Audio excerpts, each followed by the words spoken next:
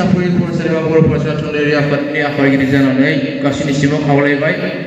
लोगोसेनो दिनैनि बे हाबाफारियाव नोंथांमोननि हेफाजाबजों जागायनायनिफ्राय जोबजासिम जाफुंसार जागोन होननानै आं आसा खालामदों। स' गाइस जों दा जोंनि एसबि स्कुलाव मोनफैबाय आरो ना। जों गोदो फरायनो थांनाय, ओमफ्राय सिङाव हाबना नायगोन जोङो। ओमफ्राय बिराद मानसि दङ सिङाव, माबायदि मानसिफोरा बेफोरखौ खोन्थालांनो नाजागोन आङो। हानायमानि मा सारमोननि बिबुंसार लाखिनाय मोसानायफोरखौ गासैखौबो खोन्थालांनो नाजागोन। फ्रेन्ड्सफोर नायलांबाय था भिडिअखौ। जों दा हाबनोसै आरो ना, नैथिं हाबसिगोन आं। फ्रेन्ड्सफोर नै बिराद मानसि आरो ना फ्रेन्ड्सफोर, स्टुडेन्ट गोजा बेफोरो। ओमफ्राय नैथिंजाय जोंनि आहम बोराइ बाथौ इंलिस मिडियामनि प्रिन्सिपाला बिबुंथि लाखिगासिनो दङ। सिख्लासाफोरा फैदो, ओमफ्राय सब गामसा ओमफ्राय दख'ना गानै फैजोबदो गासैबो फ्रेन्ड्सफोर। मोनसेल' कलेजनि नङा आरो ना। ओमफ्राय हौवासाफोरा एसे खमसिन, हिनजावसाफोरा एसे बारासिन आरो ना फ्रेन्ड्सफोर। थाखाय खावलायनाय जाबाय, लोगोसे बिथांखौबो गांसे आर'नाइजों बरायना लानो थाखाय खावलायनाय जाबाय।